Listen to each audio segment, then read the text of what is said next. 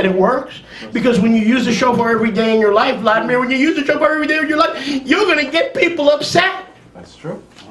Because you're making noise. That's true. Now, but it's okay if they put on Tupac, Dipset. 50 Cent, 50, 25 Cent. Michael. Nah, his cousin is Tupac. Oh, wow. If they put on Michael, Who let the dogs out? right when the Dolphins score a touchdown, you know.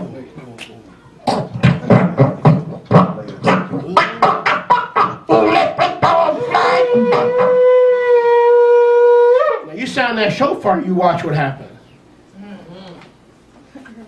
The devil wants to shut you up when you use the shofar. You better stop it. The devil's going to try to carjack you or do something. He'll do anything to get that shofar out of your car. I'm serious. Go blow the shofar in your neighborhood, and and you do it long enough, somebody will come knocking on your door wondering what's going on, because the devil's being agitated. You're telling the devil, I know you're here. You have no authority over me. You have no power over me. I'm a king's kid. I'm a Kohen and a Kohanah, Lifnei Yahweh, and I declare that I have full authority. Nothing happens in this street or this neighborhood without my authority. Do you treat your house and your neighborhood and your block like that? I told all these bozos for years. I'm sorry, I shouldn't use that word. That's a little strong. It's South Florida. Go ahead. I told these folks for years, you cannot start a congregation in Miami without my authority. You know, where did I get that chutzpah? Because Yahweh told me there will never be a group or a congregation in Miami without your blessing. And everybody that went out from us didn't have our blessing. Everyone died. Every group died. Now that I withdrew from Miami, there are groups that are doing okay. There are groups. But not till I left. Ask Rivka, she'll tell you that. I remember when the word came out. Okay? That was a long time ago. We've got to walk in authority.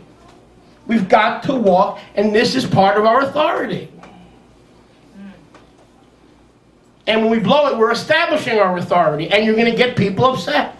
And these people most of them are the devil's disciples. They're going to manifest. When the devil's upset, he manifests. He comes after you. Use the shofar as watchmen in these last of the last days. Can I hear a good amen? Amen. 1 Shmuel 13:3. 1 Shmuel 13:3. A great way to summon the Yahweh's presence, confuse the enemy, bring deliverance, military victory. And Shmuel said to Shaul, you have done foolishly. You have not kept the commandments, Melech Shaul, of Elohim. Not 13. I'm in the wrong one again. Yes, sir. 3. I gotta go to 3. I guess Yahweh knew you needed the notes today to keep track of it. And Yonatan smote the watch of the Plishtim that was in Givah, and the Plishtim heard of it, and Shaul blew the shofar, Melech Shaul, throughout all the land, saying, let the Ivrim listen. So Jonathan, Melech Shaul's son, smote the Plishtim and their guards. Melech Shaul blew the shofar and said, let the Hebrews listen. And Kol Yisrael heard Shaul had smitten a watchpost, and Israel was held in contempt by the Plishtim, and the people called together Shaul in Gilgal. And then we have the battle that pursues, and so forth, and so on. Verse 22, it came to pass in the day of battle, there was no sword or spear found in the hand of any of the people. They were with Shaul and Yonatan, but with Shaul and with Yonatan, his son, they were found. Long story short, he blew the shofar for Israel to listen to the victories of Yahweh and the spoiling of the Plishtim. Can I hear a good amen? Amen. So in other words, every enemy, Midian, the Plishtim, the Amorites, the Canaanites, it doesn't matter who the enemy is, the shofar will destroy them. That's how powerful the shofar is. It don't matter who the enemy is. Doesn't matter who it is. In your house, out of your house, doesn't matter. The shofar will destroy them. Not a razor blade. Not a 22, necessarily. The shofar. Divrei Hayamim 15. Divrei Hayamim 15.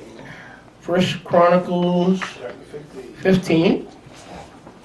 Is anybody enjoying? Amen. I said, is anybody enjoying? Amen. First Chronicles 15, verse 1.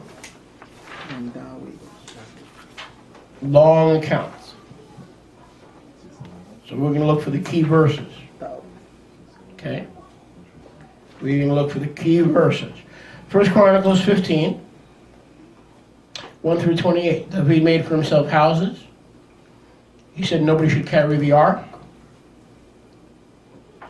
except the Kohanim. Israel gathered to bring up the ark. David assembled the people. It lists the people. Verse 12, the heads. 14, the Levim set themselves, notice, 14, the Kohanim and Levim set themselves apart. 1 Chronicles 15, 14. To bring up the ark of Yahweh. Verse 24. The children of the Levites bore the ark on their shoulders with poles. Amen. The Levim are listed in 17, 18, 19. The singers are listed. Symbols of praise of bronze. 20, 21, 22. The chief Levites were instructed about song. 24. Okay. And 24, Shebaniah and Yehoshaphat and Nathaniel and Amasi and Zechariah and Ben-Yahu and Eliezer, the Kohanim, did blow with the shofars before the ark of Elohim as it was going to Yerushalayim. And Oved Edom, Yehiah were doorkeepers for the ark. Okay, now Oved Edom is an interesting fellow. He was an Edomite who converted to Yahweh. He became a Yireh Yahweh, or a Yahweh-fearer. And that's why he's called the Eved, the slave Edom, who went from slavery to servanthood to Yahweh. Can I hear a good amen? Wow. The shofars before the ark of Elohim. 25, David, the Zechanim, and the commanders went to bring up the ark of the testimony from the Bayit of Oved Edom. He was an Edomite who had simcha to guard the ark until the Kohanim came with the shofars to transfer the ark. Meaning we don't get into or move in Yahweh's glory until the shofars are sounded.